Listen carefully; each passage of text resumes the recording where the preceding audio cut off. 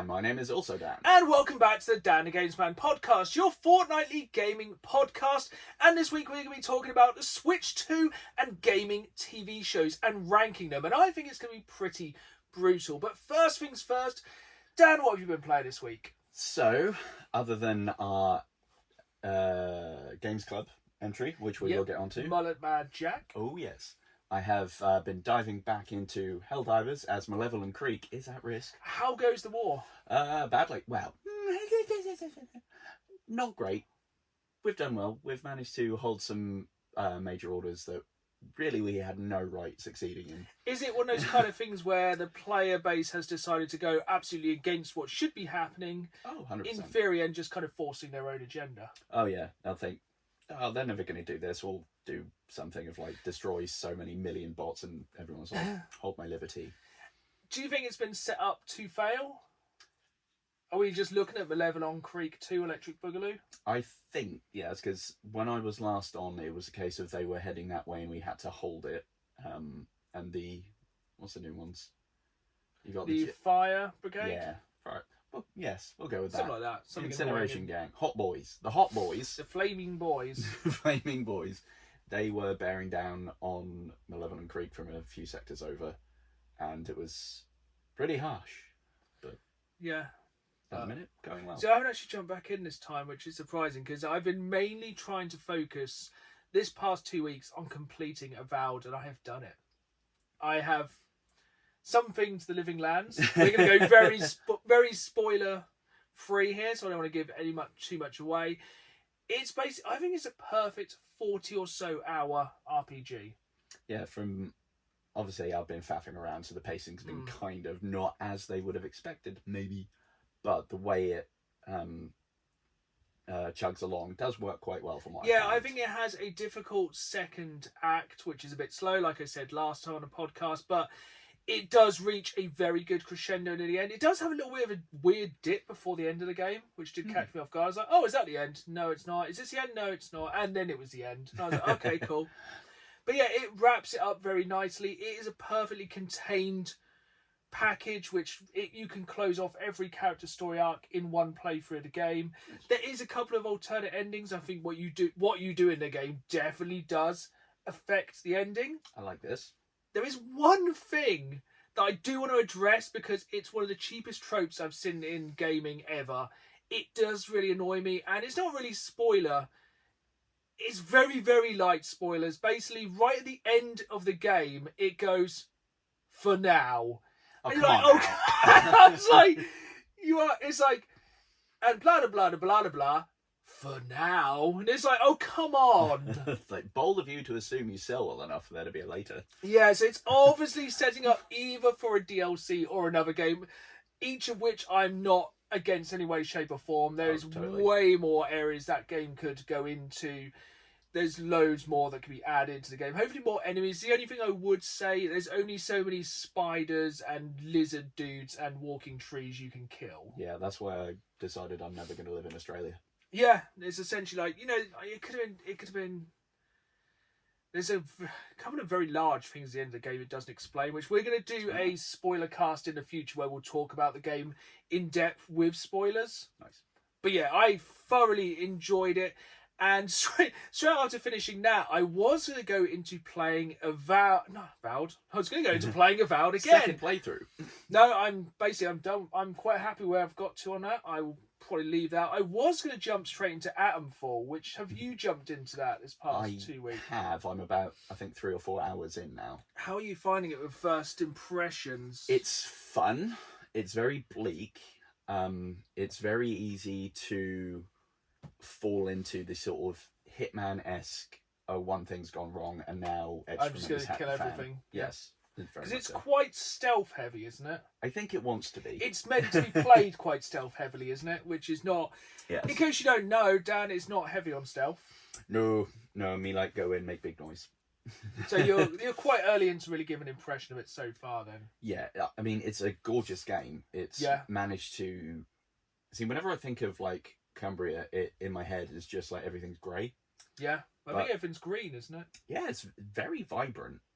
Maybe that's because everything's doomed in there and we've not destroyed it as much as the rest of the world. Yeah, I suppose because this is set in the 60s. I think so. Yeah, Something like that, isn't it? Yeah, and it's very fun. I think it works well for the contrast as well, to spot around, because with everything being so verdant, all the enemies I've come across so far have been very bright in a different colour, so it kind of like, ooh, very stark. I can see what's going on. It's nice from a sort of visual stress kind of side of things. Works quite nicely. So I went on I was going to go down that road, then took an absolute left turn, and I started playing RoboCop Rogue City. Oh, damn! I forgot about that. Which is included on PlayStation Plus Premium this month. That's the absolute opposite. It is dark future. It is dank. It is cyberpunk-esque. It captures the essence of the 80s RoboCop films to a T. Glorious. Like, if you are... I wouldn't call myself a hardcore RoboCop fan. I really enjoy the films. I wouldn't say they're not one of my favourite franchises of all time, but I think they're a good, strong 80s action franchise. 100%. But the game, it captures it so well. Perhaps what could be its downfall, I've only played 3 or 4 hours, but I think its downfall could be the fact it captures it too well. I see. You are, because when a lot of games they say, oh, you just go in like RoboCop and just blow everyone away and just dust off bullets. It's that. Oh. Like, you're literally going through and you just got to go and you can kill a lot of stuff. It's impressive though. You literally, I'm very early in the game. I think the idea is you meant to feel like a walking tank. Excellent. And you do. Like, you can grab people and throw them through windows or throw like CRT TVs at them because it's the 80s. Excellent. And they weigh a ton. They blow up and electrocute people. Everything explodes. The destructibility of the levels is very cool. I do enjoy that. It's always a good selling point for me. I feel like it might get old quick, but I hope it doesn't outstay its welcome. I think if it goes about the 10-12 hour mark, the kind of like classic single player run through of a game, I think it could be very good. Again, aesthetically, it looks incredible. Yeah. I'm playing it on PS5. It looks really, really nice. It captures everything of the film. We haven't had it. I buy that for $1 bit yet, which is one of my favourite quotes from any film. But yeah, it's very, very good. I think I'll probably... Yeah, I just decided to play that before Atomfall, just because I felt like I needed something just to kind of blow away the cobwebs with a That's fair. semi-automatic machine gun. I completely forgot that was coming to PlayStation Plus, and that's going on download as soon as I'm home. Yeah, it's absolutely fantastic. But we have both played the same game this week. That we have. Being Mullet Mad Jack. So that was our Dan the Games Man Game Club of the Fortnite game. We both finished it. Yes. That's me going 2 this year so far, which is a I think that was my year. 5th completion of the year. Damn. Basically, I did that one night and Valve the next day. It was a good weekend of gaming this past weekend, and I thoroughly enjoyed it. It was very good. For me, it's the definition of the game that does not outstay its welcome. 100%. Nice little short, sharp bits of it, and it doesn't keep going. Short and sharp is so. For anyone who hasn't played it, it is essentially a first-person roguelike. Yeah. But you are against the clock. Like, you have to... Everything you kill gives you 2 extra seconds. You start with 15 seconds alive, I think, on normal difficulty. Yeah. You can get, little perks between floors, because each level is broken up in floors, like you're going up a tower. And you can sometimes add to it with different buffs and whatnot. That would be the only negative thing I would say about it. As a roguelike, I don't think there was many things that changed it up enough to give it multiple... Because basically in the game is, spoiler alert, there's 82 levels. 82 floors to go through, isn't there? There's bosses every 10 levels, which are all really different, really cool. But other than the guns and the ability to say run on lava or run on acid, I don't think the perks for the roguelike gameplay mechanic work enough for me. No, there are a couple that are helpful and are quite good. Like, you get bonus time if you do an environmental kill or something like that. They're good, but they're not game breaking if you don't have them. No, I do think maybe it's because I've played on normal difficulty. I think you were around the same, weren't you? I started off one above that, and after floor 1, I'm like, nope. It's kind of my kind of game though. It's a real, for lack of better terms, real ADHD shooter. Yeah. It's basically run as fast as you can, shoot as fast as you can, roll into stuff. You can basically slide, kick, and it's like blah blah blah blah blah blah. And that's been a level. That's 50 seconds. So. And you're like, cool. It's like, anyway, reload, off you go. Yeah. And it's it's a really good game for that. And I think the cutscenes are incredibly well done for that kind of 80s manga aesthetic. It gave me real Akira kind of vibes. 100%. And the speech is fantastic. I really like it. If you look into it on a deeper level, it's look at like AI and its craziness and billionaires controlling the world. Yep. And essentially it does leave you with a strong message to kill all billionaires. Yes, which I think in this day and age will never very relevant. I did like the kind of, it's the final boss, or is it? It's the final boss, or is it? It's the final boss, and then it was. Yeah. Like the last kind of, I like the jumping off exploding building at the end as well. That was wild, and just like, what's that? Oh, a pool. Yeah, that'll do it. That's fine. Yeah, I kind of thought like, is it how the game's going to end? He's going to jump off the building and die, and then it'll kind of go round in that rotation. But then also like, I like he got the girl. Didn't get the shoes though. No. It's the entire game. The idea is you can kill enough people to kind of become a social media star. Yep. So you can then earn some shoes. It's as I said, it's not the most in-depth storyline, but yeah, then you have to go up the endless mode to get the shoes, which is the kind of carry on for the story mode of the road to see how far you can go. I knew that was going to fall off. I did quite like the ending bit as well, where it seems like you probably couldn't fail when it was just like, here's all your weapons, get in the car, shoot things. I was like, here's a minigun. It's like, well, that's that. Yeah, I'll be fine. Yeah, that was it was a really, really good game. I think it was like over 20 quid though, if you didn't get it on Games Pass. Wouldn't. I find hard to justify. It's the perfect example of an indie game that belongs on Games Pass. Yes. As a Games Pass game, like, you know, we're big fans of our roguelike, but it's nowhere near. Get it in, first mention of the episode, the Heady Heights of Vampire Survivors. And I wouldn't say it's anywhere near Hades 2 either. I think it's a really good idea, but I think it's a sub 5 hour gameplay. Yeah, 100%. Unless you really, I suppose if you kind of got into the leaderboards and stuff like that online, maybe, but it's also an exhausting game to play. It is like complete 180 from what I was saying about Atomfall. Mullet Mad Jack, very visually distressing. Lots going on, lot of motion blur, lot of neon, lot of one-liners.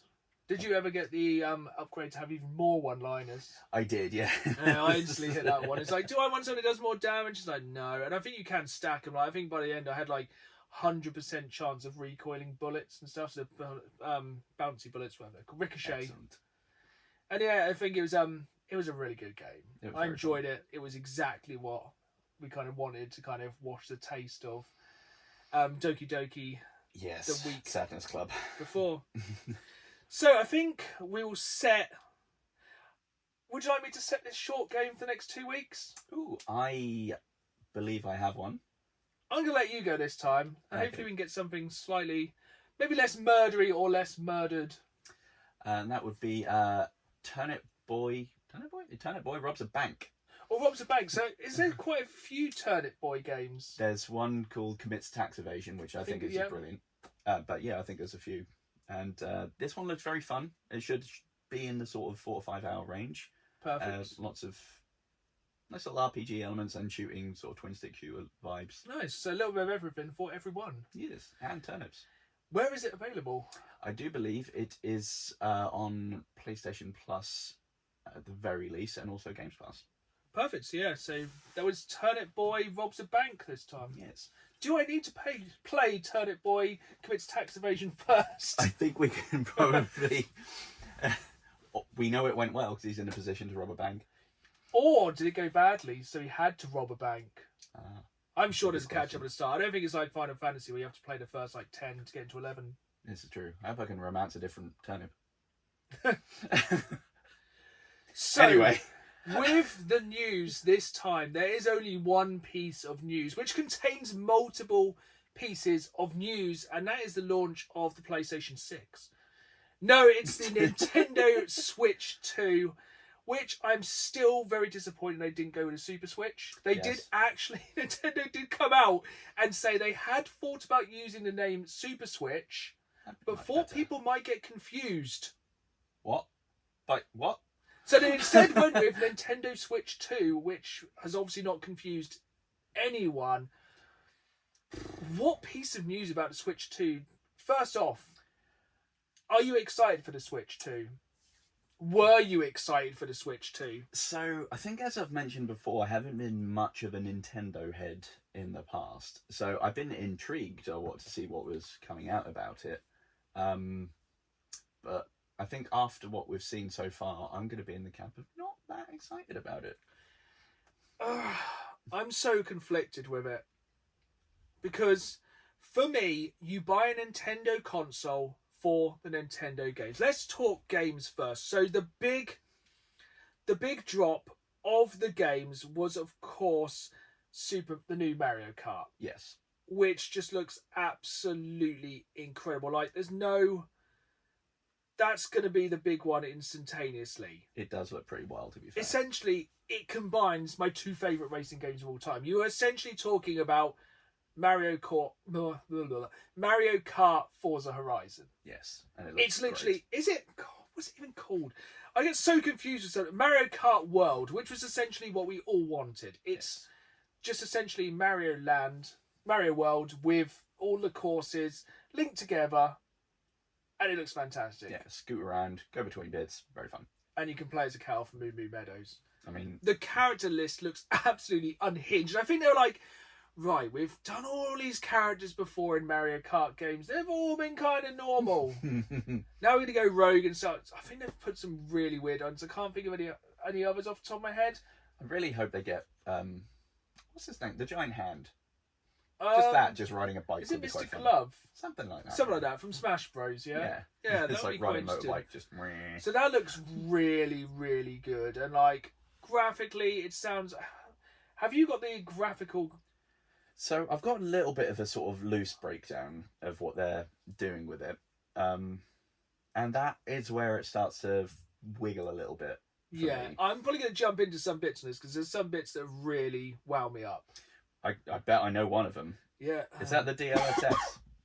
No. Oh, I thought the AI no, you go on was... and then I'll jump in when I'm angry. Yeah, so the Switch is going to use super sampling for upscaling.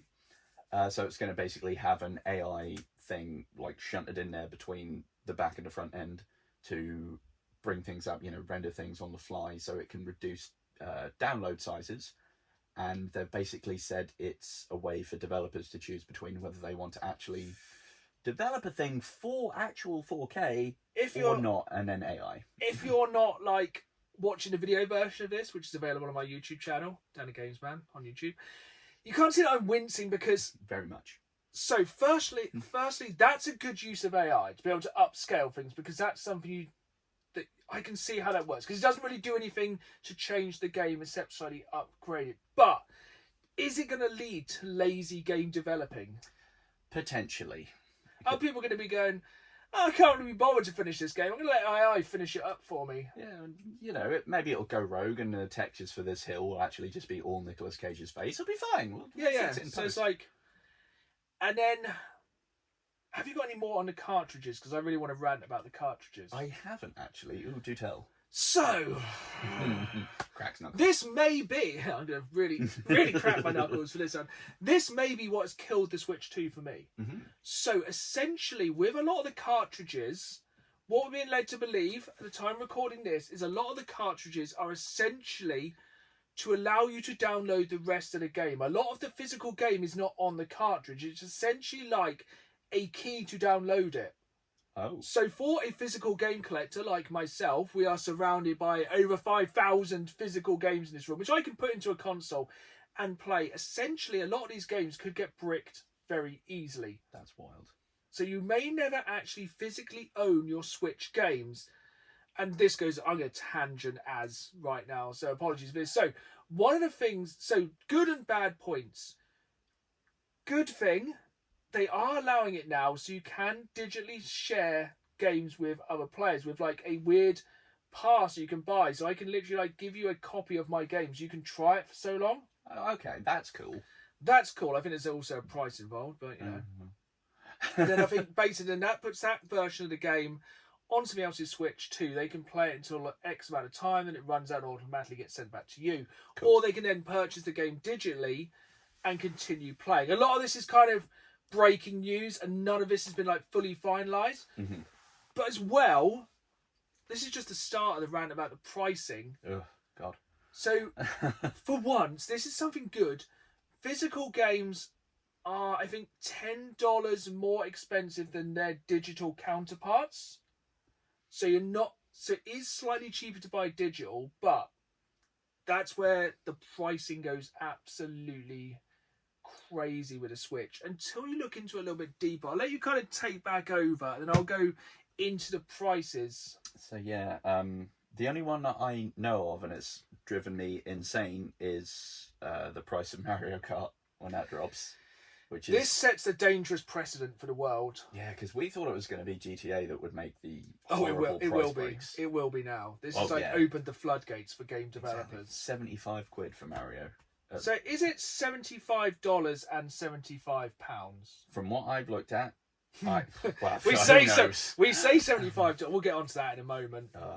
So I couldn't really get a concrete thing on there, but I know it definitely £75. So I think the £75 pre-order is up on, say, Amazon now for games, which is crazy, and I think it sets a dangerous precedent for other consoles. The gate is open now, and because it's Nintendo, because it's Mario Kart, even with this ludicrosity, it's going to sell. Yeah. And others are going to see that and they'll go, all right then. Most consoles come with it packed in. You can buy it without if you're insane, but there's only two decent launch titles, which is like that, and I think the other ones come a bit later. It's got it straight. There's a lot of like kind of games coming out near release. So some of the launch games include Bravely Default, Flying Fairy, Cyberpunk 2077 Ultimate Edition, which is incredible. It's going to be a launch title and it's going to be hopefully looking good. But then there's a lot of games that are kind of being taken from the Switch and given their kind of Switch 2 version. That was air quotes for those listening to the audio version. So like Breath of the Wild, Tears of the Kingdom, going to have Switch 2 editions, which I think you can upgrade, or I think you can just put your original Switch card in. But other than that, there's not a great deal coming out. You have to kind of wait for July for the new Donkey Kong. Nice. Which is something to look forward to. Then it kind of just goes into a lot of later in the year, like we're going to get Metroid 4, Kirby Air Riders, which I never saw coming. A fairly obscure... That's a GameCube. It's a GameCube game they kind of let to die. I love that. Then going on to it, they are going to have the virtual GameCube console on the Switch too. So this is jumping all over the place, but there's so much to talk about with the Switch 2. So the virtual GameCube is incredibly cool, but then I worry they're going to do the GameCube controller, which they are doing, they've announced, for the Switch 2, and how that's going to get scalped. Oh, 100%. Along with the camera. So, 2 cameras. Oh, I only know of one. I know the Piranha Plant, which admittedly does look cool. That's the only camera that really exists. You can get the official Nintendo camera, which looks like kind of one of those lights. It looks terrible. Okay. Don't like it. And obviously we're going to have chat now on Switch 2, which is quite interesting. My problem with that is, I mean, there's some of the things I've said have been like, oh yeah, we're basically creating this for the next societal collapse, because they saw of how, like, over COVID, game sales went up and everyone was having to interact online more. And that's why they've gone like, oh yeah, party chat and voice chat might be a thing. So, on one hand, yes, this is good. On the other hand, it's like, this is 2025, where have you been? But, firstly, Piranha Plant webcam from not Nintendo's separate company, but officially licensed. Looks sick. I wish they could change out my PlayStation 5 camera for Piranha Plant webcam.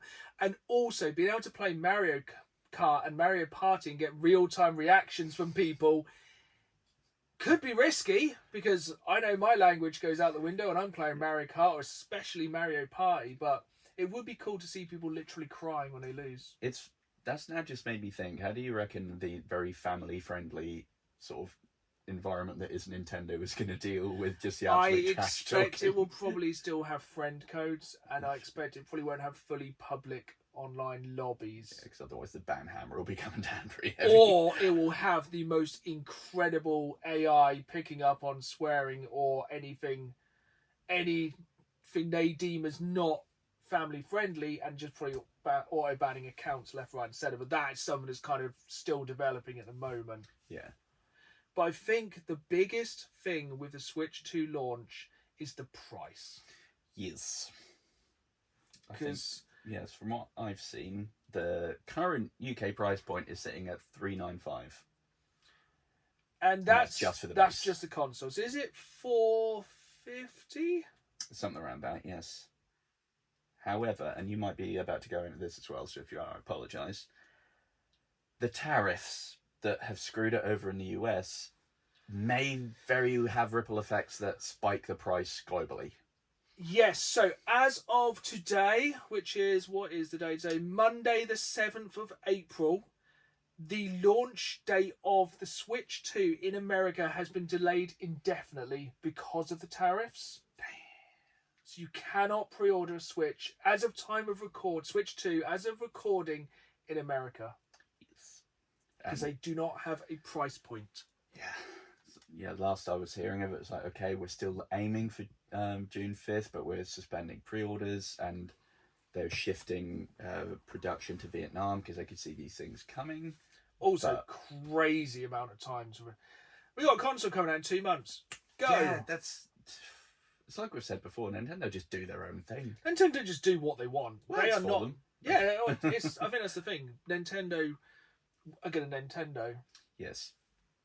So the price does seem crazy, but going back historically, the price isn't that bad. So I think theoretically, the launch price with game in America is going to be $450. That was what they kind of said at the start. But with inflation, I've compared this with other Nintendo consoles over the year. Nice. So in 1985, when the Nintendo Entertainment System launched, it was $179 US. But of course, that was a scary amount of years ago. With inflation, that would be $523 in today's money. So Switch 2, with inflation, is cheaper than NES. Huh. The SNES, which released in 1991, at the time cost $200. And in today's money would cost $460. Damn. So it's about the same as the launch price of the SNES. Yeah. Going to the N64, $200 again on launch day, works out about $400. So N64 launch was a really good price, but don't forget they were then having to directly compete with the PlayStation. Yes. And to some extent the Sega Saturn. But What? the GameCube really is the GOAT though. The GameCube once again hit the shelves for $200. This is in 2001, which would have been $359 in today's money. Damn. So Nintendo really kind of held that $200 price for a while. And the Wii hit shelves at $250. So it did go up a little bit, but you were told 5 years later, which works out as $394. So yeah, still actually. Cheaper. And then Nintendo's biggest mistake came with the Wii U, which launched at $300 or $415 in today's money. So it's still cheaper than the Switch 2. But I do feel the parallels are starting to be drawn between the Switch 2 and the Wii U. Yeah, there have been just obviously correlation not equaling causation, but people going like, brilliant generation, the Wii. Terrible Wii U. Switch, brilliant. So just to kind of close off the scores for the pricing, the Switch launched at $300, which is $387. As of today, you don't really know what that will be by the end of the week. It could be about $3.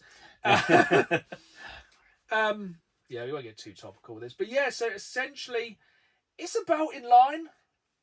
Yeah, putting it like that, it really seems like it's kind of... But today's market,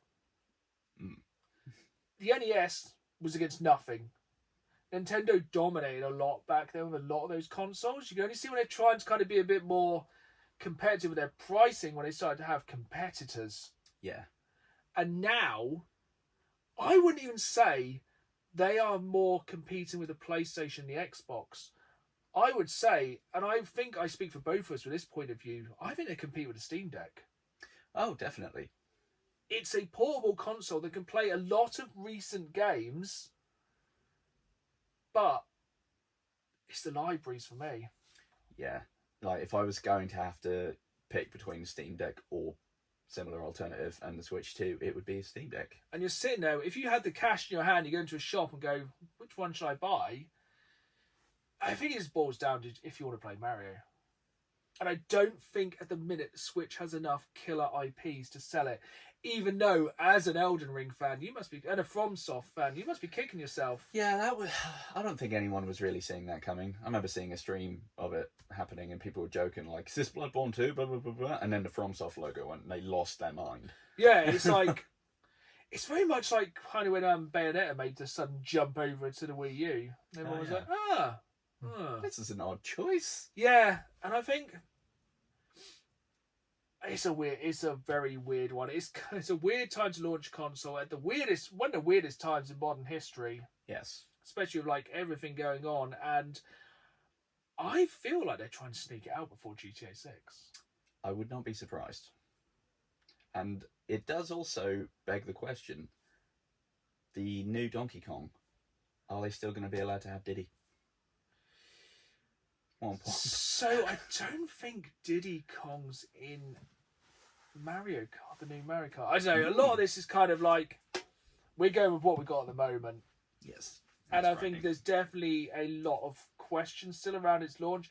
I have no doubt that Mario Kart will be absolutely incredible. It is going to sell like nobody's business, regardless. But yeah, I think if you don't already own a Switch, absolute no-brainer. I think if you were going to go and buy a new console, it'd be that. But I think as well, it's not the right time at the moment.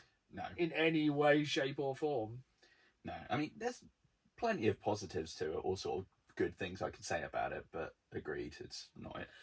I think I'll just close out the discussion with the Switch 2 by saying they've taken away the OLED screen, which is insanity. Yeah. That... To go backwards with screen resolution. When you've got better processors and better graphics, then just skimp out on the screen. It's strange. It's the cynic in me just says it's because then they can go, ooh, switch to Pro or switch to OLED. It's like literally saying it's coming. Yeah. It's 100%. Yeah, but I think time will definitely tell with that one. But let's take things let's go a bit light of our conversation. So, March Madness. March Madness. Here in April. If you missed the last episode, Dan set the brackets for our March Madness Battle Royale of stupid things. Yes, and the real madness is that it's now April, I suppose. Yeah, we kind of didn't think about that, but yeah, so just describe it a little bit for anyone who missed it last time. So it's a concept I've nabbed from another podcast who nabbed it from, I think, college basketball. I said NBA last episode. Don't think that's correct. If it's not wrestling, I don't know. Yeah, I don't understand sports. Yeah, basically, lots of random pick things from a hat matchups just to keep things spicy so the same teams aren't playing the same people all the time. And we did that last week or last fortnight with two separate spinners. One of nerdy video game sort of pop culture things. Things we love. And another one of weird monsters of some description. Things we also love. And it definitely went for some interesting kind of... Oh boy, did it. Yeah, so we did the first 2 rounds of the left-hand side of the bracket this time, so you'll have to come back to the next podcast for the second round. Got to keep the viewers coming back. So the first round was Starkiller from Star Wars... Force Unleashed versus the Predator. And it was the Predator from the original film. OG the Arnie Hunting Boy. Which side would you like to argue? I'll let you go first. And I will just argue the opposite. I'm going to argue for Predator. Okay. I'll let you go first, because... So, my ball is in the Predator park because with the sheer amount of different bits of tech that they have at their disposal, the different techniques they can use, the different approaches, no matter how OP we're talking with Starkiller, yeah, he might be able to lift up a Star Destroyer. That was going to be my main argument. We're going to just, I'm invisible. Rebut. 1-on-1, if they were literally facing each other Mortal Kombat style, Starkiller would wipe the floor with Predator. Yeah, if they get a chance to even see Predator, it's just force. But the thing is, if Predator gets the first hit in, yes, if you get that little 3 laser dots on the forehead, it's game over. Yeah. Unless Starkiller just blocks it with a lightsaber, or if Predator even comes into orbit, just pulls his ship out of orbit and destroys it. That's a very good point. Just bonk. I suppose also there's the you got your little missile launcher thing, but then again, it didn't really work for Boba Fett. Yeah, coming around to your side of things, it'd just catch them. The only thing I could say is he might get a parting shot out, stealth, blowing himself up. See, that's the thing, but he couldn't take out Arnie. That's it. He had mud though. He did have mud. I think if the Predator got the first shot, so the first shot with the Predator would be a kill shot. Yeah. And I think that's the only shot he's getting. I don't think Predator never really has a gender. I think Predator is kind of gender fluid. I reckon. Yeah, some sort of, just sexless murder machine. Yeah, it's got no time for, like, loving. Yeah. Just killing. There's no dating app for them. No. Although we can't read the little thing he's got. Might have. No, it might be just like Tinder swipe. Ooh, xenomorph. Yeah, so I think, well, let's go. So basically, we put it to the community over on YouTube, and at first, it was an absolute blinder. It went 100% on Starkiller. Okay. But then it ran for a couple of days. Now, it actually went 60-40 Starkiller. Okay. So it wasn't too far out. Well, taking that into consideration, what do we think? Imagine a situation, a scenario. Let's say we're on Kashyyyk for some reason. Yeah. Because nice sort of home turf. There. That's true. Get your Wookiees. It would work nicely for both people. Starkiller, very powerful. If they get a chance, gone. Predator, ultimate hunter, probably not going to give Starkiller a chance. No. How good is Starkiller's reactions, do we think? Quick enough, I reckon. If he can block a laser. Actually, he can block stormtrooper lasers. Yeah, if he senses that coming, it's game over, isn't it, really? And really, we've got to go with the community. So 60-40. So I think Starkiller's going to pull through on that one. But the next round definitely threw up a bit of a, okay, that happened. So the second round was the Mighty Morphin Power Rangers. So the first 5, so we're talking yellow, blue, red, pink, and black, versus a Dilophosaurus from the original Jurassic Park film. Which apparently, I didn't realise, not an actual dinosaur. So, it's dependent, because we're going for the actual, so the Dilophosaurus, I think, is an actual dinosaur, but I think it does not actually spit poison, as far as we know, and I don't think it had a frill, and I think it's actually about 10 foot tall. Baller. So I think it's actually, if you were going, like, with the prehistoric accuracy, it'd actually probably be pretty hard, because I think it's a much bigger dinosaur. And if we'd gone with a Dilophosaur from the original Jurassic Park book, that thing was absolutely brutal. Like, the thing is with Jurassic Park, the original novel is graphic and incredibly violent, and Nedry's death in the book is way worse than it is in the film. I vote we go for that version of it then. Book version Dilophosaurus. Well, I was thinking about this logically, because obviously this makes perfect sense. Mm-hmm. If there's 5 Power Rangers, there surely should be 5 Dilophosauri?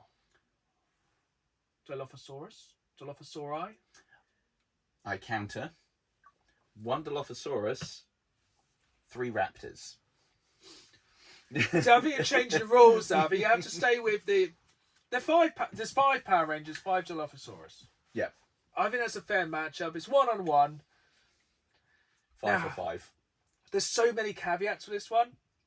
So I would say that we won't take sides in this one. We'll just call it down the middle. I would say with the Power Rangers, they have to use karate. Mm-hmm. Will they have their special weapons? I don't think they should have their special weapons, because I think it should be unarmored combat. Cool.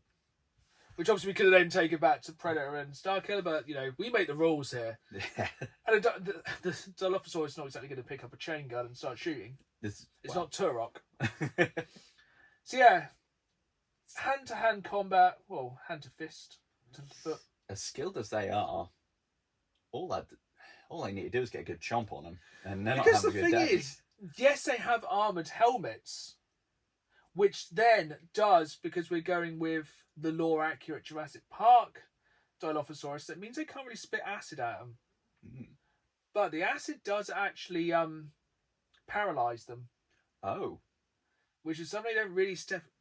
It kind of slightly go on into it in the film, when Nedry gets it on him. But would their... Because they're not really armoured other than helmets, the Power Rangers, are they? No, and to be fair, even as a kid, I wondered why spandex would spark whenever it was hit. But yeah, because it is just a jumpsuit. And, you know, we're not going to... It is a jumpsuit. We're not going to go, oh, no, it's a like ultra-thin polymer carbonate. It's like, no, it's a jumpsuit. So See, I think I disagree with the community here, but we're going to go with the community. Mm. And it's an absolute trouncing. It's 90% went for the Mighty Morphin Power Rangers. Damn. I'm going to say, I don't know about you, I was leaning more towards Dilophosaurus on that. I was, but you have to give the people what they want. Shall we figure out a way of how many casualties they take? All Dilophosaurs wiped out. How many Rangers do we think they took? They'd definitely lose the Blue Ranger because he was always the worst. True, yeah. And I think one of the arguments is like, oh, what if they called in their Zords? Then but that's trivial. no, I have a real caveat with this. Because the Power Rangers never just called in their Zords for like a normal dude. Yeah, just stomp something. They always just called them in when the thing became giant. Yeah, they could have like completely cut that out of being a problem. Just stomp it before it grows. Because they only ever did it when like the random creature was just made bigger by Rita every single episode. Yeah, and they never see it coming somehow. No, and then they just turn into Zord then and then combine the powers and then overcome. Yeah. But I reckon like 5 giant Dilophosaur and 1 Megazord because they wouldn't like form a Dilophosaur or Megazord. Which I would pay to see. Yeah, it'd be pretty cool. I'd love that. But yeah, I think it'd be more like kind of a big kaiju. But then I think when they got the Zord, they're probably going to have the sword. Yeah. Do the whole thing where it just flash, flash, flash. And yeah, we definitely didn't take into account the white or green ranger because we're going early days. Yeah. And somehow Tommy was always OP as hell, so it would have just... Well, yeah, he spent like 5 or 6 episodes just beating up the other 5. It wouldn't be fair. Yeah. But yeah, I think...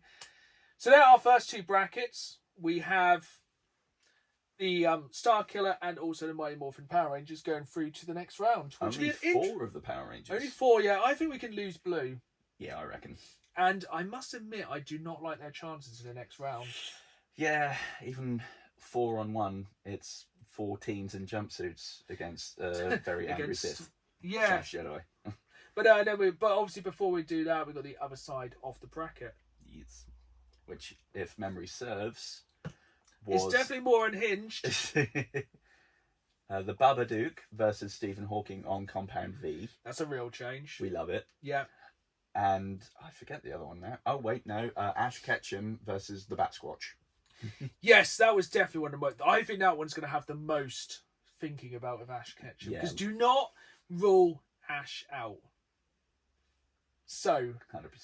It's definitely stay tuned for the next episode. And those polls will be coming up on the YouTube page very, very shortly. So keep an eye on that. So we're going to delve into the dark recesses of Reddit this time. My wife has found us another... I think this is a Reddit discussion rather than a story, because after this we're going to be jumping into and ranking 10 video game based TV shows, because as of time of recording, a few days afterwards, The Last of Us Season 2 will be with us. Yeah. And I'm very, very excited for it because, spoiler alert, I think the original Last of Us TV show is one of the best. It's incredibly good.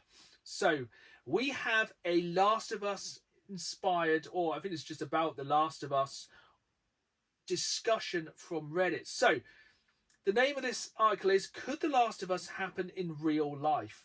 Oh dear. And I have looked into this before, and trust me, if you want to sleep at night, do not look into this. So, yeah. It reads, I just recently found a show and I've become obsessed with it. After finishing the last episode, I kept thinking back to the very beginning of the show. Spoiler alert incoming.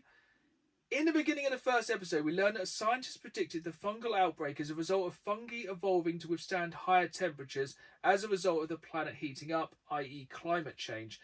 The fungi in the show, Cordyceps, is in fact real and was inspired by the Ophicordyceps utilaris fungi, which infects insects. It's nicknamed the zombie ant virus. I kind of wish I'd led with that. Hypothetically, could climate change cause the real fungi or similar fungi to mutate and evolve to infect humans like in The Last of Us? And if so, how soon do you think this could happen at the rate our planet is heating up? Go. And first thing, yes, I said fungi and I use both ways of saying it. But there we go. Fungi. Both are completely valid. So anyone that gets keyboard worry about it, yeah, check yourself. Right. Could it happen? Go. Scarily, I can't rule it out. I mean, recently I've seen articles about bits of the Arctic thawing and there's horrible, like, squiddy parasite things coming up. Yes, like, I have also great. seen those. I think we just both see the same kind of dystopian nightmare stuff. Yeah. scarily, I mean, it would be pretty terrifying and I guess to a degree unparalleled for it to make the species jump. But the fact that it can, I mean, I've seen it not just take ants out, but I've seen it take tarantulas and all Yeah, other I think things. it's basically seems to be stuck to insects and arachnids if you want to get like specific. Yeah, but it only takes someone tinkering around at a lab for reasons that don't make any sense. It gives you such Resident Evil vibes, doesn't it? 100%. It's like, oh, we experimented with this fungus. It went bad. And like, this probably won't make a great deal of sense, but those bags of like superfood stuff and like coffee alternatives. Yeah, because you can't just buy cordyceps in the store. Yeah, I feel like, I don't know, someone like leaves it a bit too long, goes funny, ingests it. I don't know. I know that's not how it works, but it only takes one random dice roll in the universe for things to go a bit sideways. And I think we've seen in recent years how quickly a virus can spread around the entire planet and change things pretty quickly. Yep. Oh, that'll be the societal collapse the Switch 2 is here for. Yeah. Brought it full circle. Yeah, I suppose we've got to kind of get it in quickly before the launch of GTA 6. Yes. And the downfall of civilization. But no, I think it's one of those scary things where it could probably happen and it would take, I think with countries not telling other people what's going on. Yeah. Because I think, once again, not to get too political with it, I think when COVID first started, China was trying to kind of keep it quiet for a while. Yeah, and very much downplaying things. And even, like, just the media over here was downplaying how much it was, oh, it'll never come here. Like, oh, Yeah. cool, we'll find that. And I think that's one of the most scary things about the start of The Last of Us is how quickly it spreads and how that it was just panic. Yes, and I think even though it was a completely different situation, and other than the toilet roll thing, people weren't going feral and attacking each other, it felt unpleasantly real after going through lockdown. Yeah. I think they released the TV show at a very poignant time. Yes. It was either very good or very bad time. Because I think it was something no one ever really thought about. Because you never really think, oh yeah, this virus is going to come and it's going to change everything. That's not going to happen. I think, people were talking about it for years previous. Yeah. And then we did have that weird thing like a couple of years ago of those people who were smoking some form of crystal meth and it was zombifying them, wasn't it? Was it crocodile or one of those Something things? like that. That's terrifying, isn't it? And the people are wandering around with like bits of their brains exposed. Yes. Yeah, some weird stuff out there, but hopefully a lot of it just kind of gets stamped out before... I think it's like incredible. I reckon any day you could get that, as you say, cosmic roll of the dice, and that could be the next thing. Yeah, I mean, heck, we don't know half the different synthetic drugs that people are doing. What if one of them, for some reason, the active ingredient is a load of mushrooms? Yeah, I mean, that's something magic you mushrooms, kind of probably. mess with something a little tiny bit, and it can. Yeah, I think It's, this is stable. You don't know how it's going to react down the line. Also, you always kind of everyone goes, "Oh yeah, zombie apocalypse, that'd be cool." That's not a great one, is it? Not ideal. No, Not because they can run. none of any zombie that can run is a terrifying Yeah, idea. they should be necrotic and squishy, and I should be able to just go. We want Dawn of the Dead zombies to kind of just lumber towards you, or kind of Dead Rising zombies. You can just Yes. kind of comically murder. Yeah, just get two strimmers together in a paddle. This podcast really goes up and down, and it's happy, depressing, happy, depressing, happy, depressing, doesn't it? So we are going to go straight into ranking some TV shows. These are in no particular order. So ranking the shows, we are going to be brutal. I think we've seen most of these. If not, I've seen all of these, so apologies if some of you haven't. We would like to hear you listeners or viewers' thoughts on these as well, because we are going to have some very hot takes on these. So we're going to jump straight in. So we can rank from S, A, B, D, F. Obviously S being good, F being get out. We will start off with The Last of Us. Off the cuff, how would you rank it? I mean, it'd be a pretty big no-brainer on that one, S tier. I mean, just the pacing of it, the aesthetics of it, yes, it's depressing, but Yeah. I think it needed to be. It takes the subject matter. For me, it would have been an A until I think that episode. that episode, because it's episode. one of the genuinely moving. I think they could I use was- that. Is it a Turing test? Yeah. To test if somebody is human. If you watch that episode with the two gentlemen who are stuck behind at the zombie apocalypse, and you kind of watch the start of it and you think, oh, they're going to kill each other. Yeah. And then they fall in love. I'm not going to go too much because it will bring tears to my eyes. It's one of the most beautiful episodes of anything ever. And the thing is with that show, yes, it had its parts which took away from the original lore. And like, yes, some of the actors and actresses in it don't look the part of the show. But I think it transcends the show and tells the story well enough. And changes enough to make it a story, a TV show based on it better than if they'd just done cutscene for cutscene for cutscene the game. Yeah, that wouldn't have really... Well, it wouldn't have brought anything new to the table. No, and I think they took the subject matter, adapted it enough to make it work as a TV show, but didn't change it enough to detract from what it was. Yeah, it was kind of managing to appeal on all fronts to people that were heavily invested in the game. Yes. And maybe those that hadn't had any interaction with it. And I think the most interesting thing which will cement its legacy will be how it handles Series 2. Boy howdy. And also the second game. And slight spoilers, but I'll try and be quite vague. They have spoke about how the second game is going to be split over 2 series. Okay. Judging on what we've seen in the trailer, or more to the effect of what we haven't seen in the trailer, I think the big event, which is so divisive with people, of The Last of Us Part 2, will be the end of Season 2. Yeah, end it on a big emotional punch. I think they'll end it on that big emotional punch and really build the conflict for the third series. That sounds very much like something a studio would do, to be fair. Yeah, and I think they could work it really well. And I think it could fill in some gaps in the story that were kind of missing once again, so they could kind of expand on the Last of Us 2 game and make the series a bit more in-depth. I want them to sort out the loose end of where'd the giraffe go? With the giraffe, poor animals. Yeah, they didn't have a great time. So, next up, I'm going to throw it to you so you can annoy the entire player base of a game. I haven't watched Arcane League of Legends, but you have. So what's your theory, Dan? Well, you say I've watched some of it because there's only so many things I can put my body through in any one given day, and watching that for more than 2 episodes was not one of them. It was... I mean, the animation style was nice.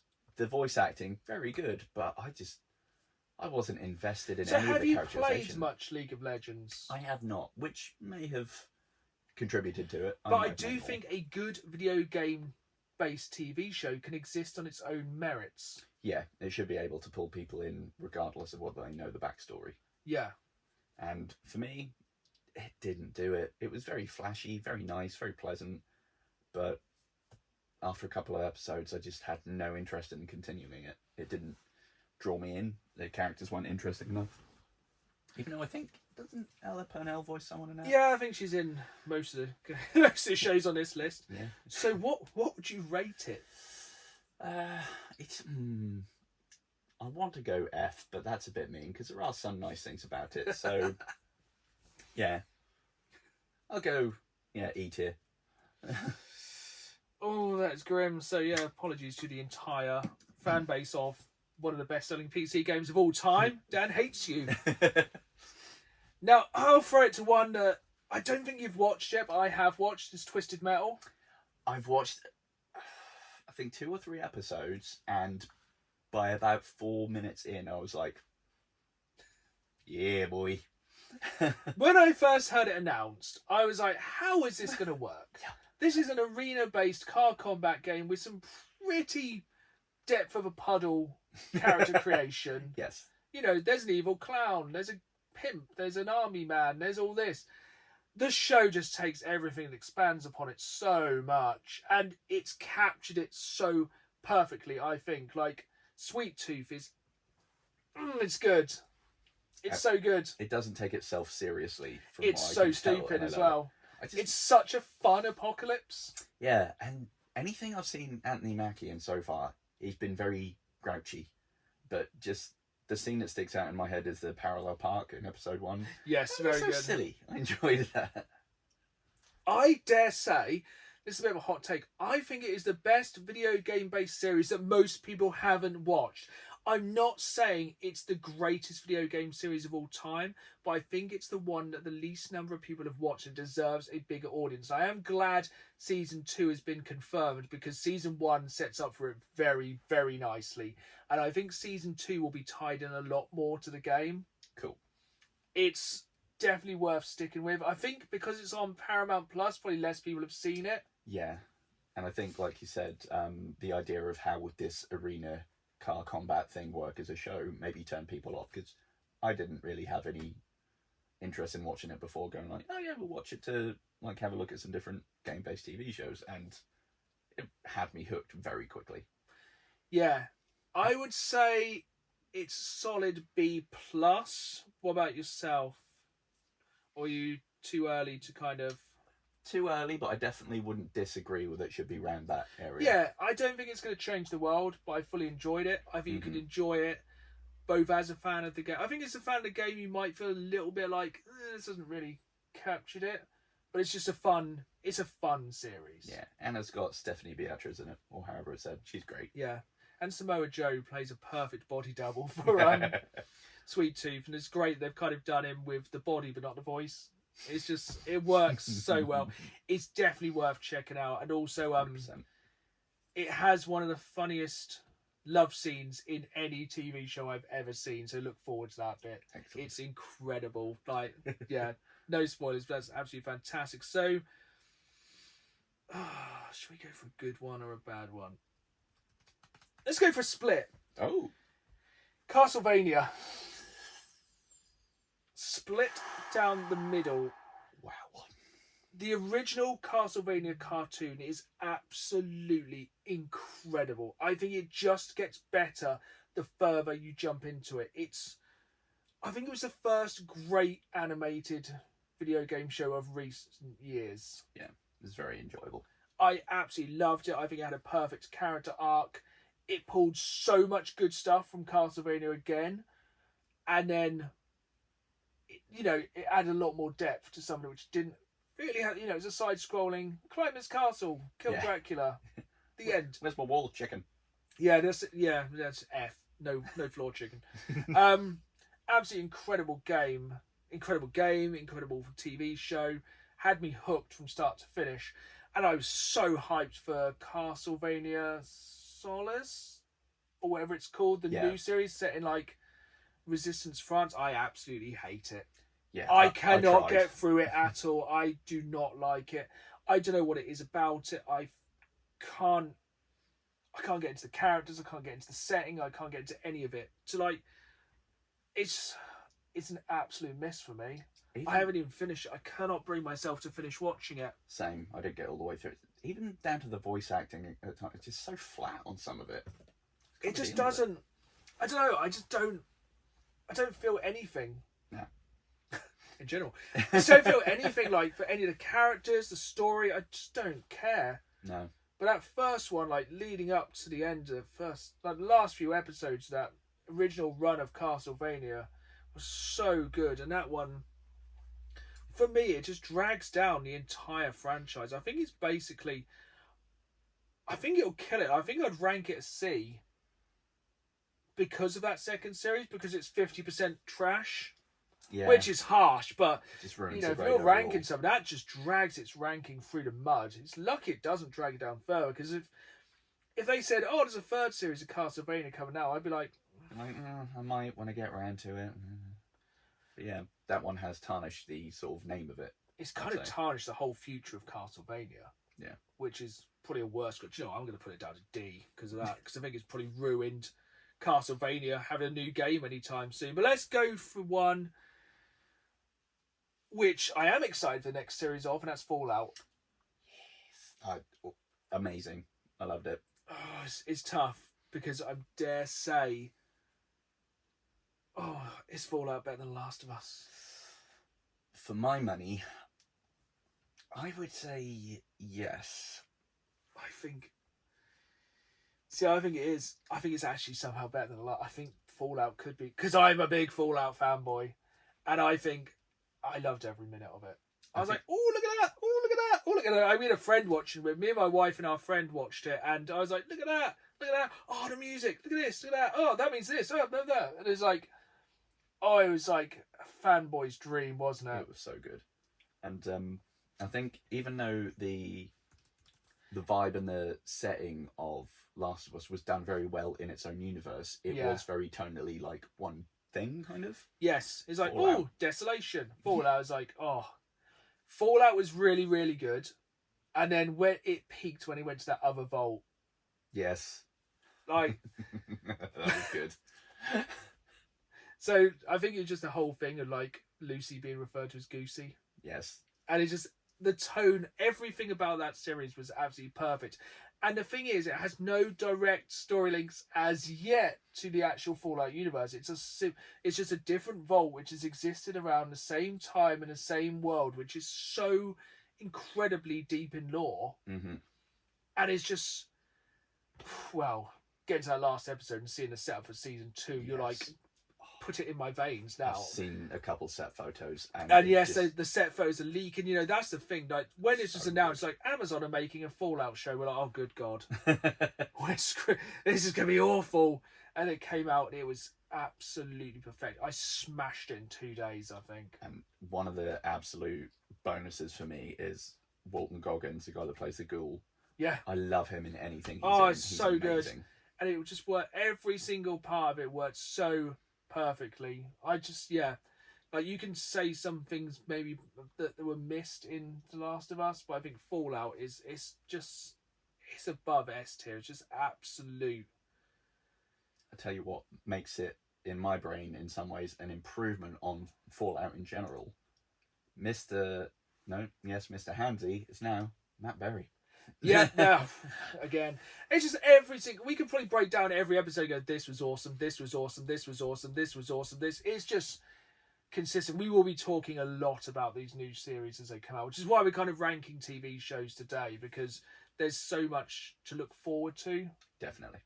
But let's look back on a bit of a miss for most people. Have you watched the Netflix Resident Evil show? I've watched some, and it's a very mixed bag. That bag mostly full of dog eggs. Yeah. Yeah. I mean, for one, like we mentioned a minute ago, zombies should be slow shambling things. Yeah. Not these zeros that aren't actually undead and can sprint at you doing like a weird undead Naruto run, which wasn't about that. Did not like. Yeah. Don't really know why that person was randomly in London. No, and then cool. just happens to wake up in, where did they put her? Brighton? I don't know, somewhere. I was like, that makes sense. Yeah. But, hot take, I actually enjoyed it. I mean, I enjoyed the Resident Evil films. To be fair, none of them work, none of them are lore. They just absolutely defecate on everything Resident Evil. But I just want more Resident Evil. One thing that is definitely good, and I know people probably got arsey at the time with the casting, but I've already forgotten his name, which is terrible. Lance Thingy Bob. Yeah, I think he was absolutely fantastic as Wesker. Amazing. Strange, one of the weirdest decisions of anything in the history of mankind. But that man could deliver a line like nobody else. It's so Yeah. good. But the fact that it kind of got such a bad... I think it's actually... I don't even know if it's still on Netflix. I think it might have been removed. At the minute, it is still on there. It is still on there. So but they basically catching up said it doesn't exist in the universe. So I think for... Once again, like kind of Castlevania, I think probably put it at F tier because essentially it's brought nothing to the series, and it's probably only me and about a handful of people who like it. Yeah. In the world. But I don't know. I think it could have done better than it did, which brings us to another one, which this is a very divisive one, and that's Halo. See, this is only one of two on the list I've not had any dealings with. I know it's done the cardinal sin of taking off his helmet. Yeah. But beyond that, I know very little about it. I think my main problem with the Halo TV series is not the fact he took off his helmet, not the fact they've kind of retconned a lot of lore, not the fact that it's just the fact it's so boring in places. Oh. It's massively, massively boring, and it's got no structure whatsoever. For every kind of, let's sit down and talk tactics and talk about man's war and blah, blah, blah, blah. Then it has a sick fight scene. Like, you'll have, like, Master Chief, like, jumping on a Banshee and knocking it, ripping a pile out, and then war going, like, chasing it. And it's like war, and it's all absolutely incredible. And it's like, and now we must talk about, we're Spartans. Should we really be massive killing machines? Like, yes, you should. You're called Spartans. You're literally there to protect mankind. Don't start thinking about your whole kind of, what is my place in this universe? Your place is to kill the Covenant. Your purpose is to dispense butter. Get on with it. And again, it's another one which has killed itself. Yeah. So I only got halfway through the second series, which has so much promise. It's like, this is building up to Reach. This is going to be awesome. I cannot wait. This is going to be absolutely fantastic. We're going to see a live action version of The Fall of Reach. No, we're not, because they've cancelled the show. Womp womp. Which is interesting, because they've actually bought it. It was on Paramount. I think so, yeah. So now it's on Netflix. I wonder if Netflix are going to resurrect that corpse. Mayhaps. But they might be a little less dull with it as well. But for some of it, it's just, it annoys me because it could have been great, but it's not at the moment. But I'm gonna rank it D tier for dead, because at the moment it is dead, but I think they could resurrect it, and I think with the right direction and everything else, I think it could be great. And I think that's what's more annoying about it. It's so close to greatness. Yeah, there's so many big things that could make a really good set piece and spectacle in it, to be able to give the overall taste of boring. It's quite... Yeah, that's its biggest crime. It's boring. Which a Halo show should not be boring. No, and it's, again, you've basically had the show written out for you. But, like, parts of it were fantastic. The sets were fantastic. The fight scenes were fantastic. I like how they handled Cortana, even though a lot of people hated it. Let's talk about Pokemon.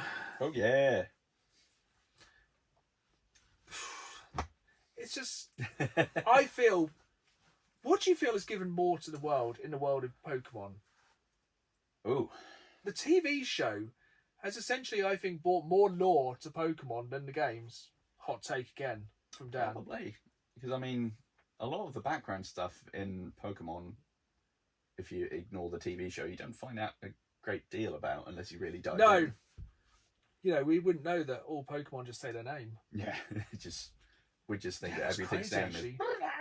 Yeah, because the Pokemon never said a name in the games, like, to begin with, did they? They just, like, made weird noises like that. Do they even now, like, in the newer games? I haven't played anything since, like, White, when they still just kind of honked. God, I don't know if it's that weird kind of, what's that effect where you think you believe they do, but I'm not sure. Oh, like Mandela effect. I've got the Mandela effect. I feel like they say their names, they come out of Pokeballs, but now I'm questioning everything. The only way I'd be happy with that is if they didn't get voice actors, they just got random people from the office. Yeah, well, I think with some of them they maybe did. But yeah, just got like Jigglypuff. What the hell? But like, the shows, like, I think with a lot of them you wouldn't have the same, like, there would nowhere near be the same love for Pikachu. Oh no. Without the cartoon. No. And even from a merch point of view, people wouldn't really give too much of a hoot of like collecting the badges. Because you don't see the badges in the card game. And, Ash in the game has... Well, it wouldn't even be Ash in the game, really, in theory, because most people, I presume, like myself, just renamed their Pokemon trainer their own name. Yeah. Or the best thing to name your Pokemon trainer, this is a top tip, is My Dude. Because then it makes everything in the game way more chill. Everyone's very chill. And like, oh, my dude, how are you doing? It's just a battle, my dude? It just makes it way funnier. That's very good. But yeah, I generally think... I think it could be one of the greatest TV shows based on a video game of all time, because it's added more... I genuinely believe the TV show has added more to the universe of that franchise than the game has. Yeah, I totally see where you're coming from on that. Because you wouldn't think how much of an absolute douche Gengar was until you watch the cartoon. Yeah, true. And also, you kind of find out why Gengar's a bit of a wrong'un. Bit of a wrong'un due to the show, which you can understand it with the backstory. Yeah. And you wouldn't work out that Charizard's a bit of a wrong'un as well. Yep. Because he doesn't really listen to... And also, it's a generational tale. How long was it took Ash to actually beat the gyms? Too flipping long. Has he even managed to finish an area? It's only been in the past few years he's actually beaten the gyms. Nice. It took him decades to actually finish it. And I'm not just talking about like the original Pokemon cartoon. I actually periodically have watched some of the newer ones that have dropped on Netflix because it's mainly owned by Netflix now. And I actually think it's really funny. Is it still going? Yeah, it's never ending. I think it's also on BBC iPlayer. There's at least 10 or 11 different series of like different. A lot of them have Ash in, and the new one I can't remember who it was. I think his name was. There's a new character in one of the new series. They are weird. The new ones, like basically, it's got like Score Bunny, but he's like an emo teenager. Nice. He's like just doesn't want to battle. He's like no, just walks off like flicking his ears like really. It's so funny, but there's also like another trainer in it who is basically literally just trying to catch someone. He's like, Pokemon, Pokemon, Pokemon, but like that in the cartoon, and it's actually really funny. And I think it also catches the laziness of Snorlax. I think there's a bit of like something's on fire, and Snorlax is like, nah. It took him 10 years to stand up. But yeah, I think, God, it could well be. It must. I saw a clip the other day that must be from a newer one, and it was, I think, Jesse yeeting a Pokeball at Beware. And it's would without the Pokemon TV series, you would have no idea how funny Team Rocket are. Oh, they're brilliant. I love them. And the fact that Meowth can talk. Yeah, and that's never really addressed that much. No. And we wouldn't have Team Rocket blasting off again. Yeah. Could it be the greatest video game based TV series of all time? If you go by commercial success and longevity. Oh! Yeah, boy. It literally... the Pokemon company is like a global superpower. It's been the gateway thing for most people, I'd imagine, before like the card game and the cartridge. And it'd be cartoon first. None of this would come from just the game. No. I think a lot of the Pokemon merch and stuff like that has come through the TV series. And it's got to be S tier. 100%. I also just realised, is it Dialga? This one? I forget now. Yeah, Dialga, I think. Looks like he's missing like a mounted machine gun, which I will definitely try and get 3D printed for. Perfect. So is it? I think commercially bigger than Fallout. Yeah. For its impact around the world. Mm-hmm. But as standing on its own, I would still say it's S tier, but I wouldn't say it's the greatest of all time. But it's very strong. Yeah, that's fair. But we got two more. Literally just autocorrect that to A tier. It's a bit harsh though. We got two more. I'm going to start with one which I enjoyed, but I think has also kind of probably done a disservice to the original game, and that's The Witcher. I'm talking the live action Witcher. There has started to drop some animated stuff, which I did quite like because it had all the voices from the game and the animated stuff. But again, it made the cardinal sin of being boring. Which, again, how do you manage that? Well, the first Witcher animated film, which I forget the name of, it doesn't really matter. But it has the correct voice actor for Geralt and also for the Bard. Oh, yeah. So it has the... Oh, God, it makes my head hurt. So it's all animated.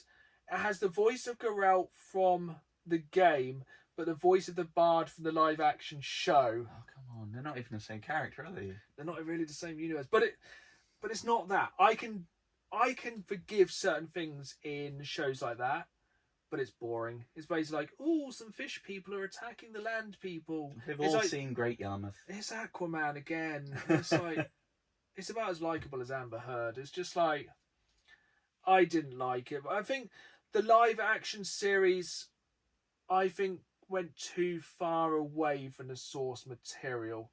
Yes. Like, don't get me wrong.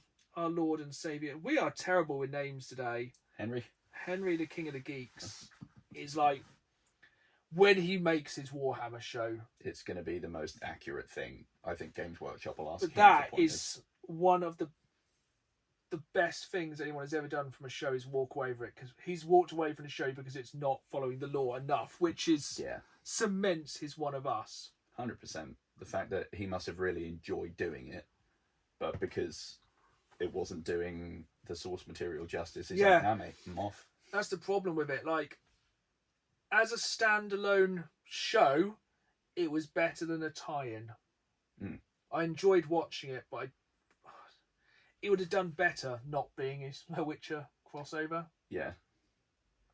And yeah, I think that's where it falls down. And I think because it doesn't follow the source material and to barely any extent is where it fails. Yeah. As a TV show, I'd probably give it like a B or C grade. It's very enjoyable. Very visual And spectacle.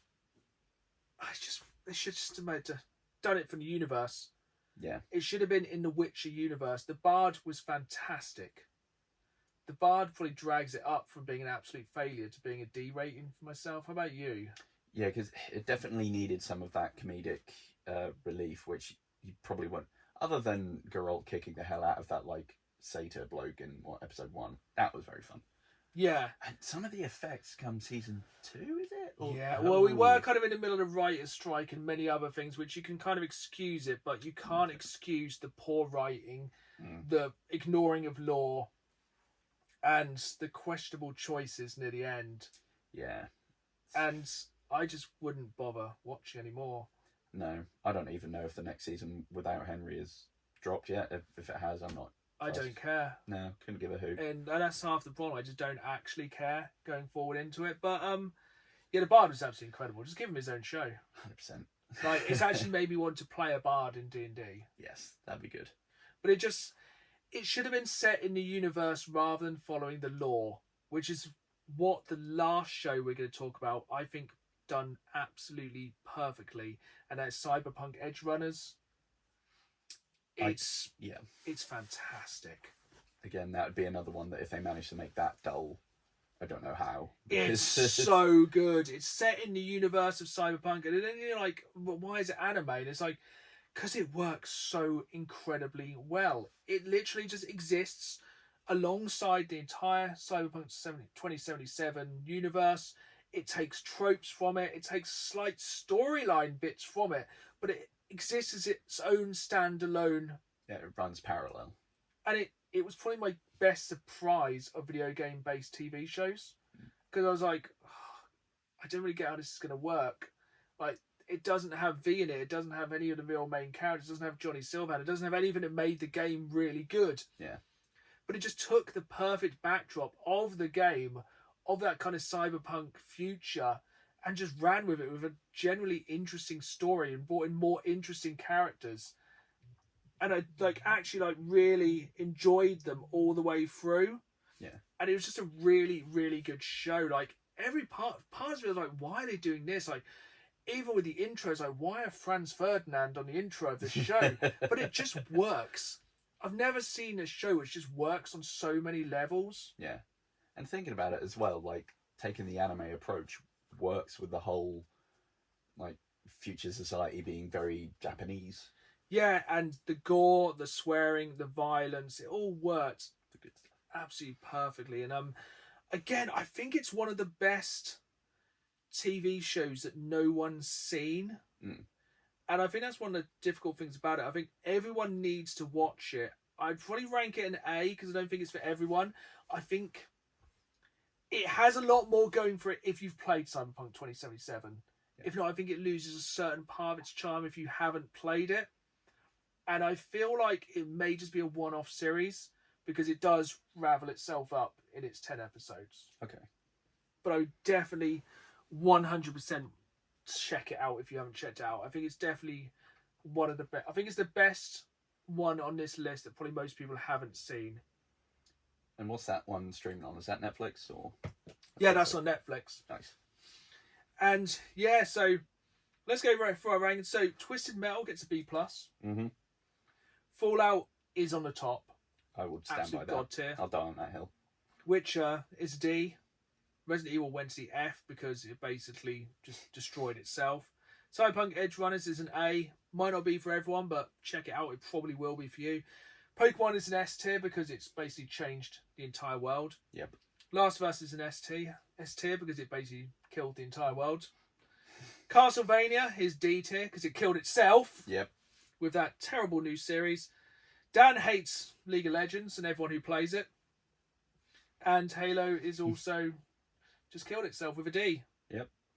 So going through that, the top rated gaming TV show, according to Dan, is Fallout. And the worst is, unfortunately, Resident Evil. Sadly. Both of us being Resi fans, that's kind of hard to say. Yeah, but I think it's like a zombie. It'll come back. That's very true. It always comes back, and hopefully it just comes back stronger.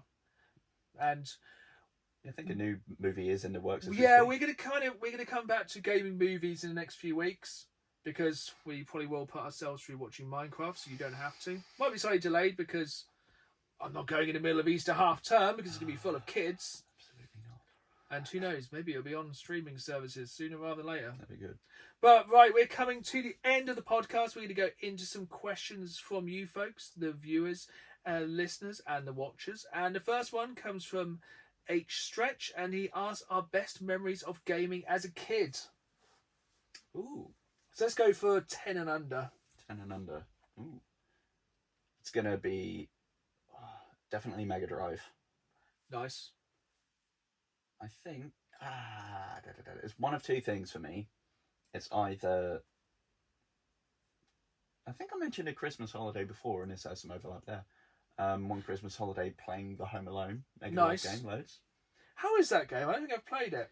It's quite fun. I know there are various versions of Home Alone 1, but the Mega Drive one, very fun. You get like a top-down view of the neighborhood.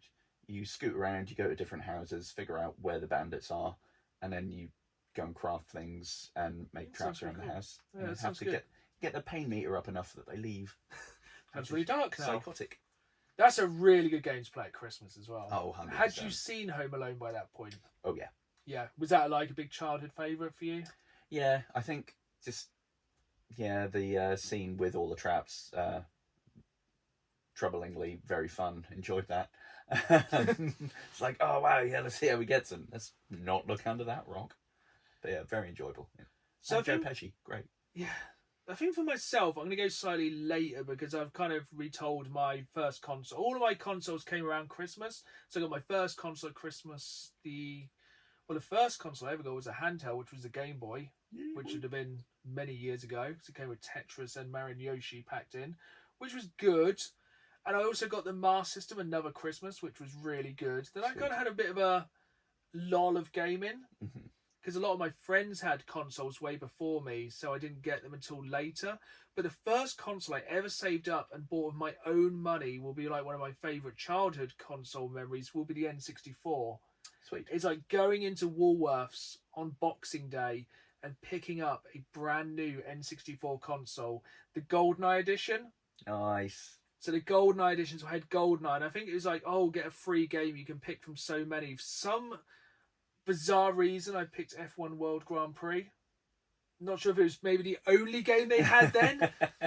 Don't get me wrong, it's not a terrible game. It's just like, I think it was just like pick a game, or maybe you just got it free with it. But I remember just going in Boxing Day, saving up like my birthday money, my Christmas money, and being like, this is what I want. And being able to go in there, like Boxing Day sales back in the day were incredible for anyone under the age of like 20.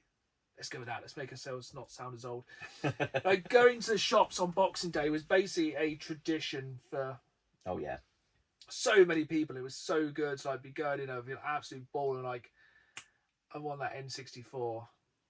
And it's like then getting home and set it up on like that big CRT TV. I think by this point I had a TV in my room as well. Nice. Just like I could just play as much as I want. And like by this point, so many of my friends have been playing GoldenEye, just getting better at it. And yeah, it was so much more exciting getting consoles back then. Wouldn't you agree? Oh, definitely. I remember still when I got my PS2, that was my first, like, you can say big in as much that I got the Mega Drive quite late on second hand, and then I went and got the PS2, bought it myself, got it from Argos. I remember it very distinctly, and it was great. I got Spider-Man 1 and GTA Vice City. How old were you when you got GTA Vice City? Oh, like, hang on, I was 18, yeah? Yeah, that's absolutely it. I think like 13 at most, no, probably not even. I think this next question is one of the funniest that anyone's asked so far. Yeah. And mad props to the person who said, this is from Big Charles 22. Can you PayPal me a $5 so I can get more Pokecoins in Pokemon Go, please? Now, Me and Dan haven't actually spoke about Pokemon this episode yet in Pokemon TCG because I haven't spent any money in Pokemon. I've never spent any money in any free-to-play game, and I never will. I do not condone it. Have I? I think I may have bought gold once, and that was when there was a bundle. Did I, or was it just? No, I think I did. I did. I thought you were free of sin because we have also been ragging on somebody we work with who has bought gold. Yeah, but now I see you are. You call a false flag. I am not without sin or hypocrisy. But yeah, I think in conclusion, no, I'm not going to send somebody some PayPal money. But full points for asking. Yeah, don't ask, don't get. Yeah, I think I think people have asked people on YouTube, on podcasts before, and yeah, it's probably gone quite well. But yeah, I have no disposable income. Look around. Speaking of disposable income, that brings us on to our final question, which is very much for me. It's from Mistaken Stranger 8343. Could you please do a tour of your favourite TMNT figures? Cool. And did comment back saying I will do a full YouTube video of my TMNT collection in the future, but I've had a delivery recently of something that I think everyone watching, so hopefully you're watching this, otherwise if you're an audio listener, probably just tune off now because it's going to get very boring. Dad is also going to probably really enjoy this. I had no idea about what that happened. So I actually got this delivery this week. This is vintage retro toy awesomeness. No. This is the Teenage Mutant Hero Turtles cheapskate like vehicle for the original Playmates line, and dude, have a look at that. That's going to take you back because you had the original TMNT figures back in the day, didn't you? Oh yeah, that's amazing. The artwork on this. If you are not watching on YouTube, head onto YouTube, just skip to the end of this video and check out our genuine reaction of a figure from the 80s. The artwork is absolutely incredible. This was actually a drunken eBay purchase. It wasn't as expensive as you'd expect because this thing is in incredible condition. For a fit. It is complete inside, but this will probably never leave its cardboard prison. But yeah, this was about, I think it's about 30 or 40 quid, but damn. Just hold it again. Just for the reaction of like two grown men picking up a collectible. This is exactly what I love about collecting like 88. Retro 88. 88. Oh. It's in better condition than me.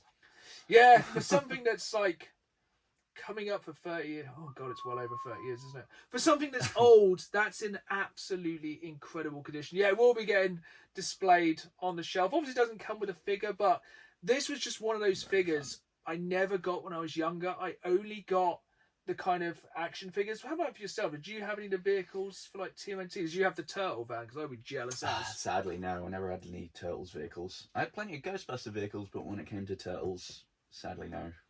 And yeah, I think still to this day, it's my favourite toy line of all time because the artwork is absolutely I also love the idea that, you know, you're going to be going around New York, you're going to see Raphael on whatever you describe this as, and he still thinks to put a flag saying Turtles on it. Yeah, well, don't forget they were like incredibly stealthy. That's true. As they flew through the skies with their massive blimp. Yeah. Oh, but it's okay. They have a fedora and a trench on.